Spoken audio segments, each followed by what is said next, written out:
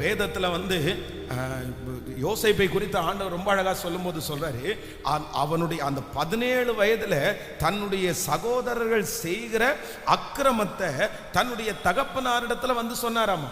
அப்படின்னா எல்லார மாதிரியும் அவருக்கும் பசிக்குது, எல்லார மாதிரியும் அவருக்கும் நான்வெஜ் சாப்பிடலான்னு அவருக்கு தோணுது. ஆனா என்ன அப்படின்னு சொன்னா, அவர்களோட அவரால் என்ன பண்ண முடியலன்னா ஒட்ட முடியல.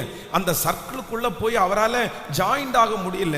அவர்களுக்கும் அவருக்கும் ரொம்ப வித்தியாசம், வேறுபாடு இருந்துச்சு. அப்ப நம்முடைய வாழ்க்கையில ரொம்ப கவனமா இருக்கணும். சில இடத்துல ஆண்டவருடைய பிள்ளைகள் போய் ஒட்டிரவே கூடாது. அதனால இன்றைக்கு ஒரு முடிவெடுப்போம். ஆண்டவரே, ஃபர்ஸ்ட் டைமாக நான் ஒரு முடிவு எடுக்கிறேன். எனக்கு அது ஒருவேளை உங்களுடைய ஃபோனில் நீங்கள் அடிக்டாக இருக்கிறீங்களா? ஆனால் அந்த ஃபோனில் தான் நான் சம்பாதிக்கிறேன். அந்த ஃபோன் இல்லைன்னா ஒன்றும் பண்ண முடியாது, அந்த வாட்ஸ்அப் இல்லைன்னா ஒன்றும் பண்ண முடியாது. நீங்கள் சம்பாதிக்க வேண்டிய அவசியம் இருக்கிறது, நீங்கள் வாழ வேண்டிய அவசியம் இருக்கிறது. ஆனால் அதே நேரத்தில் அது உங்களுக்கு பரிசுத்த குலைச்சல் ஆகும் அப்படின்னு சொன்னால் நீங்கள் ஏதாவது ஒன்று ட்ரை பண்ணுங்க.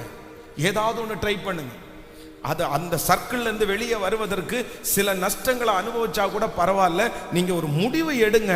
ஆண்டவர் ஒரு வழி உங்களுக்கு அடையும் போது பல வழிகளை உங்களுக்காக திறப்பதற்கு கர்த்தர் வல்லவராயிருக்கிறார். ஹல்லேலூயா. கைகளை உசைத்து ஆமேன் சொல்லுங்க பார்க்கலாம். ஸோ நம்பர் 2, இரண்டாவதாக இன்றைக்கு வந்து ஒரு முக்கியமான காரியத்தை நம்ம தியானிக்க போகிறோம். ஒரு ஆண்டவருடைய பிள்ளை அடிமைத்தனத்திலிருந்து நீங்க வெளியே வரணும்னா இரண்டாவது ஒன்று நீங்கள் நினைத்து கொள்ளுங்கள். ஆண்டவரே உங்களை காப்பாற்றி விடுவதற்காக சில முயற்சிகளை எடுக்கிறதுல ஆண்டவருடைய பிள்ளைகள் வந்து அவருடைய வார்த்தைக்கு நீங்க கீழ்ப்படியணும். என்ன பண்ணுவார் அப்படின்னு சொன்னா, ஆண்டவர் நம்மளை விடுதலை ஆக்குறதற்கு கர்த்தர் சில முயற்சிகளை எடுக்கிறார். இப்ப பாருங்க, சிம்சோனுக்கு வந்து தன்னுடைய வாழ்க்கையில வேதம் சொல்லுகிறது, அவன் நசரேய விரதம் உள்ளவன் வந்து பெலிஸ்திய தேசத்துல போய் ஒரு பெண்ணை கண்டு அந்த பெண்ணை வந்து ரொம்ப நேசிப்பான். அப்ப அந்த பொண்ணை நேசிக்கும் போது அந்த பொண்ணுடைய வீட்டுல வந்து இவன் என்ன பண்றானோ ஒரு விருந்து பண்றான். அப்ப அந்த ஊர்காரங்க எல்லாம் வர்றாங்க. ஜாலியா பேசிட்டு இருக்கும் போது வேதம் சொல்லுதான் ஒரு விடுகதைய போடுறான் அந்த இடத்துல. அந்த விடுகதையை எதை வச்சு போடுறான் அப்படின்னு சொன்னா, அந்த விடுகதை அவனை தவிர ஊர்ல இருக்கிற ஒருத்தருமே என்ன பண்ண முடியாதுன்னா அந்த விடுகதைக்கு ஆன்சர் பண்ண முடியாது. ஏன் அப்படின்னா அந்த விடுகதை அவனுக்கு மட்டும்தான் தெரியும், வேற யாருக்குமே தெரியாது. அவன் அந்த இடத்துல சொல்லும் போது என்ன சொல்றாரு அப்படின்னு சொன்னா, தான் வந்து சிங்கத்தை கொன்றதையும் அந்த சிங்கத்தினுடைய உடம்புல தேன் இருக்கிறதையும் அவன் வந்து ஒரு விடுகதையா ஒன்ன ஃபார்ம் பண்ணி அவன் சொல்றான். தன்னுடைய அம்மா அப்பாவுக்கு கூட அந்த விஷயத்தை அவன் சொல்லவே இல்லைல்ல, அந்த அம்மா அப்பாவுக்கு கூட அந்த விஷயத்த சொல்லலை. அப்போ இப்போ என்ன அப்படின்னு சொன்னா, அந்த இடத்துல வந்து அந்த விடுகதையை போட்ட உடனே அவர்களால் அந்த விடுகதை அழிக்க முடியல. அவங்க என்ன சொல்றாங்க அப்படின்னு சொன்னா, நீ விடுகதை அழிச்சன்னா 30 பேருடைய மாற்று வஸ்திரத்தை இனி எனக்கு தரணும், இல்லை அப்படின்னா இவங்களுக்கு கொடுத்துருவேன் அப்படின்னு வாக்கு கொடுக்குறான். அவர்களால் விடுகதையை கொடுக்க முடியாம, ஆன்சர் சொல்ல முடியாம, இந்த ட்ரெஸ்ஸும் கொடுக்க முடியாம அந்த பொண்ணுகிட்ட போய் அவங்க என்ன பண்றாங்கன்னா தொந்தரவு பண்றாங்க. இல்லை, எங்களால் கொடுக்க முடியாது, எங்க இருந்தோ ஒருத்தன் வந்தான், நீ நம்ம ஊருகாரி, நீ நம்ம புள்ள, எப்படி அவனுக்கு நீங்க சப்போர்ட் பண்ணலாம், நீ எப்படியாவது விடுகதைய அவன்கிட்ட ஆன்சரை வாங்கி எங்களுக்கு கொடுத்துருன்னு சொல்லி இந்த இடத்துலயே ஆண்டவர் எச்சரிக்கிறார் பாருங்க அவனை. இப்போ அவன் நச்சி ஆன்சரை வாங்கியாச்சு. ஆன்சரை வாங்கி அவங்களுக்கு இவனே போட்ட விடுகதை, இவனை தவிர வேற ஒருத்தருக்குமே தெரியாது. கடைசியில் பார்த்தீங்கன்னா இவனே அழிக்கக்கூடிய ஒரு அந்த விடுகதைக்கு ஆன்சர் சொல்லக்கூடிய ஒரு சூழ்நிலைக்கு தள்ளப்பட்டான். ஆன்சர் சொல்லியாச்சு. ஆன்சர் சொன்ன உடனே இவன் திருப்பி அந்த வஸ்திரத்தை கொடுக்க வேண்டியதா இருந்துச்சு. இவனே போய் போரிட்டு வந்து வஸ்திரத்தையும் கொடுத்தாச்சு. இது தேவையில்லாத வேலை. இப்போ சண்டை வந்து வீட்டுக்கு கிளம்பி வந்துட்டு திரும்ப அகைன் அந்த பொண்ணை பார்க்க போறதுக்குள்ள வேதம் சொல்லுது அந்த பொண்ணுடைய குடும்பமே அழிஞ்சிருச்சு.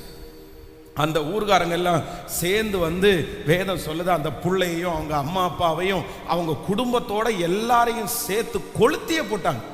அப்போ ஆண்டவர் இந்த இடத்துல என்ன எச்சரிக்கிறார் அப்படின்னு சொன்னா, உனக்கு இது வேண்டாம் அப்படின்னு ஏற்கனவே ஆண்டவர் வந்து அவனுக்கு வந்து அந்த இடத்துல ஃபிக்ஸ் பண்றாரு. இது உன்னுடைய வேலை அல்ல.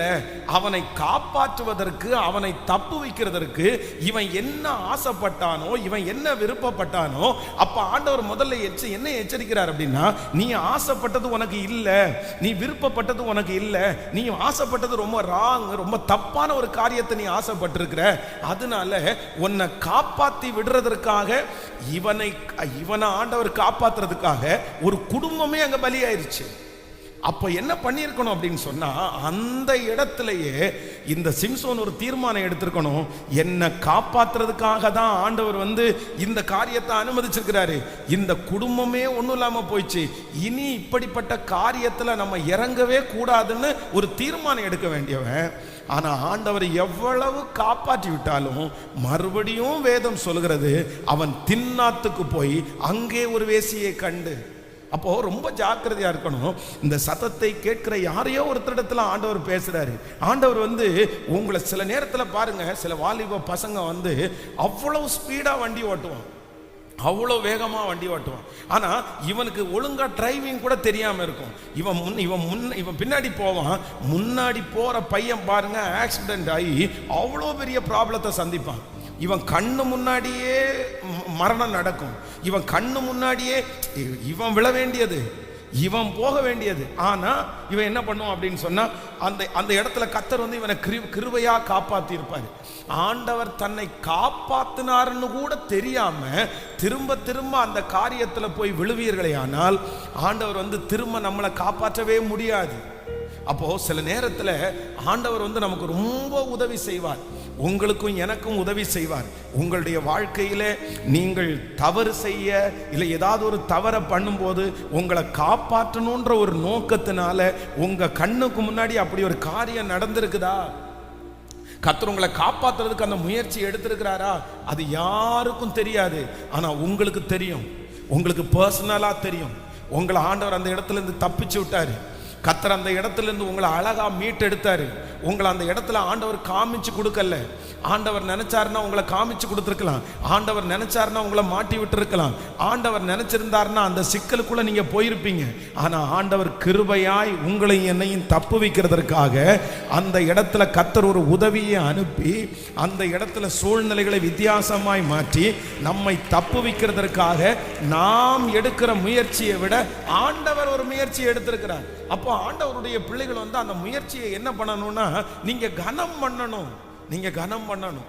நீங்க ஆண்டவர் எடுத்திருக்கிற முயற்சிக்கு கடன், இப்போ ஒரு கடனே இருக்குன்னு வச்சுக்கோங்களேன். ஒரு கடன்ல இருந்து ஏற்கனவே ஆண்டவர் உங்களை கிருபையா காப்பாத்தி விட்டுட்டாரு. இப்போ ஒரு மனுஷனை ஆண்டவர் என்ன சொல்றாரு அப்படின்னு சொன்னா, எல்லாரும் ஆளுக்கு ஒரு கல்லை தூக்கி வச்சுட்டு நின்று என்ன சொல்றாங்கன்னா, நீ பாவி, உன் மேல கல்லெறின்னு நிக்கிறாங்க. அப்ப ஆண்டவர் என்ன சொல்றாரு அப்படின்னு சொன்னா, உங்களில் பாவம் இராதவன் முதலாவது கல்லறிய கடவன் அப்படின்னு சொல்றாரு. சொல்லிட்டு அந்த ஸ்திரியை பார்த்து என்ன சொல்றாரு அப்படின்னு சொன்னா, யாருமே உன்னை கல்லறி இல்லையா, சரி பரவாயில்ல நீ போ, ஆனா இனி பாவம் செய்யாதேன்னு சொல்றதுக்கு காரணம் என்ன அப்படின்னு சொன்னா, எப்பா நீ பாவத்தை நான் மன்னிச்சிட்டேன், ஒரு டைம் உனக்கு விரோதமாய் வந்திருக்கிற சக்திகளை நான் என்ன பண்ணிட்டேன், நான் தப்பிச்சு விட்டேன், உன்னை காப்பாத்தி விட்டாச்சு. ஆனா எப்பவுமே உன்னை அப்படி என்ன பண்ண முடியாது, செய்ய முடியாது. அதான் உங்களுக்கு ஒரு சம்பவம் தெரியும்னு நினைக்கிறேன். ஒரு திருடன் திருடிட்டு போய் கோர்ட்ல நின்னானாமா.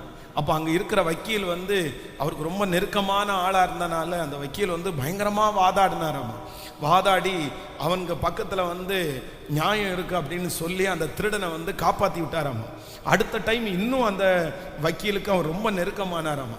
இந்த மாதிரி ஒவ்வொரு டைமும் இவன் போகும்போது இவன் மேலே ரொம்ப பரிதாபப்பட்டு அந்த வக்கீல் சரி சரி இந்த டைம் வாதாடி அவனை காப்பாற்றி விடுவாராமா. ஆனால் கடைசியில் ஒரு நாள் ஒரு பெரிய தப்பை பண்ணிட்டு நமக்கு தான் வக்கீலே இருக்கிறாரு, அவர் காப்பாற்றுவாருன்னு நினச்சிட்டு கோர்ட்டுக்குள்ளே போனால் அந்த வக்கீல் எங்கே இருக்கிறாருன்னா ஜட்ஜாக மாறிட்டாராமா.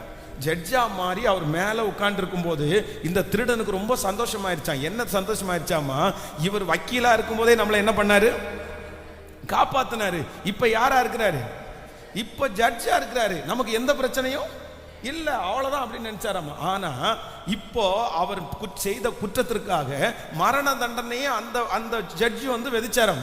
உடனே ஜட்ஜிட்ட போய், ஐயா என்ன நான் தான் நான் என்ன நீங்க இப்படி பண்ணிருக்கீங்கன்னு சொன்ன உடனே அவர் சொன்னாரம்மா, எப்பா அன்னைக்கு நான் வக்கீல், அவரை உனக்காக வாதாடினேன், ஆனா இன்னைக்கு நான் ஜட்ஜு, இன்னைக்கு நான் உனக்காக வாதாட முடியாது, உனக்காக வாதாடி முடிச்சவங்க சொல்றதை எழுத மட்டும்தான் எனக்கு பர்மிஷன் இருக்குது அப்படின்னு சொல்லிட்டாரு.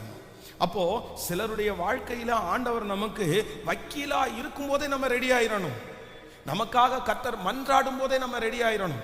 கர்த்தர் நம்மளை காப்பாற்றும் போதே ரெடி ஆயிரணும். ஒரு காரியத்திலிருந்து நம்ம தவறு செய்யாதவர்கள் யாரும் இல்லை.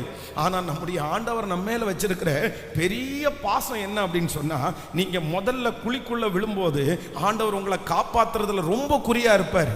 நீங்க கண்டிப்பா காப்பாற்றப்படுவீர்கள்.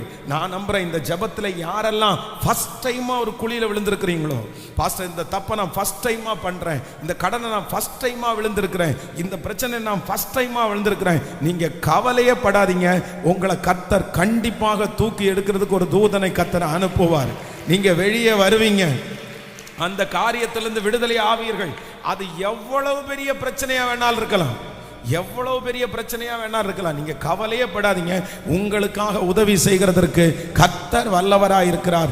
நிச்சயமாக ஆண்டவர் உங்களை தூக்கி எடுக்கிறதற்கு கர்த்தர் வல்லவராய் இருக்கிறார். ஆனா அதே நேரத்தில் என்ன பண்ணக்கூடாது அப்படின்னா, ஒரு டைம் விழுந்துட்டு கர்த்தர் காப்பாற்றி விட்டதுக்கு அப்புறம், தூக்கி விட்டதுக்கு அப்புறம் மறுபடியும் மறுபடியும் மறுபடியும் நம்ம என்ன பண்ண அப்படின்னா கூடாதுன்னா, திரும்ப திரும்ப திரும்ப நம்ம விழுந்துட முடியாது.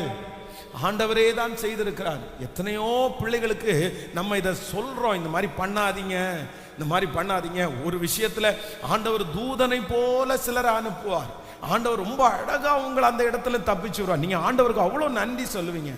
ஆனா இரண்டாவது விசை, மூன்றாவது விசை நீங்க அதே விஷயத்துல நீங்க போயிட்டீங்க அப்படின்னு சொன்னா, அந்த காரியத்திலிருந்து உங்களை சில நேரத்தில் யாராலும் தூக்கி எடுக்க முடியாது. அந்த அன்பை உணராதவர்கள், பாசத்தை உணராதவங்க திரும்ப அந்த காரியத்தில் விடுதலையாக முடியாது. இன்றைக்கு இந்த 17வது நாளில் இந்த சத்தத்தை கேட்கிற யாராவது ஒருத்தரை, பாஸ்டர் நீங்க சொல்றது 100% உண்மை, ஆண்டவர் தான் என்னை காப்பாற்றி விட்டாரு, எனக்கு நல்லாவே தெரியும், எனக்கு முன்னாடி போயிட்டு இருக்கிறவங்களுக்கு அது நடந்துச்சு, அந்த கண்ணால நான் பார்த்தேன், ஆண்டவர் சொன்னாரு இதுல நீ தான் மாட்ட வேண்டியது, ஆனா உன்னை நான் காப்பாத்திட்டேன்னு கர்த்தர் நேரடியா என்கிட்ட பேசினாரு. என்ன ஒரு பெரிய குழியிலிருந்து ஆண்டவர் தூக்கி விட்டாரு, யாருக்கும் தெரியாம ஆண்டவர் தூக்கி விட்டாரு. ஆனா மறுபடியும் மறுபடியும் பிசாசு அதற்கு நேராகவே என்னை கொண்டு போறான் அப்படின்னு சொன்னா, இன்றைக்கு கர்த்தரிடத்துல ஒரு கிருபையை கர்த்தரிடத்துல கேட்க போறோம். ஆண்டவரே எனக்கு ஒரு கிருபையை தாரும், உங்க அன்பை கடைசி வரையிலையும் பாதுகாக்கக்கூடிய ஒரு கிருபையை கர்த்தர் இரக்கமாய் தருகிறவர். 2 கரங்களையும் அப்படியே மேல உயர்த்தி முழு பலத்தோடு கூட பிரதர், கர்த்தர் உங்களை காப்பாற்றி விட்டதை நினைச்சு பாருங்க. சிஸ்டர், ஆண்டவர் உங்களை காப்பாற்றி விட்டதை நினைச்சு பாருங்க. ஆண்டவர் சொல்லுகிறார், இந்த அடிமைத்தனத்திலிருந்து நீ வெளியே வரணும்னா இல்ல திரும்ப போய் அதுல விழாத, திரும்ப போய் அந்த குழிக்குள்ள விழாத, திரும்ப நீ கோபப்பட வேண்டிய அவசியம் இல்லை. அப்பா ஸ்தோத்திரம், ஒரு டைம் நீர் என்னை காப்பாற்றி விட்டதை மரணம் வரைக்கும் நான் பிடித்து கொள்ளுகிறதற்கு கர்த்தர் பலன் தாரும் என்று சொல்லி சத்தமாய் பலன் தாரும் அப்பா, பலன் தாரும் அப்பா சொல்லுங்க. இயேசுப்பா அந்த பலன் எனக்கு கிடைப்பதாக. இன்றைக்கு முழுக்க அந்த ஜெபம் தான். நன்றி அப்பா.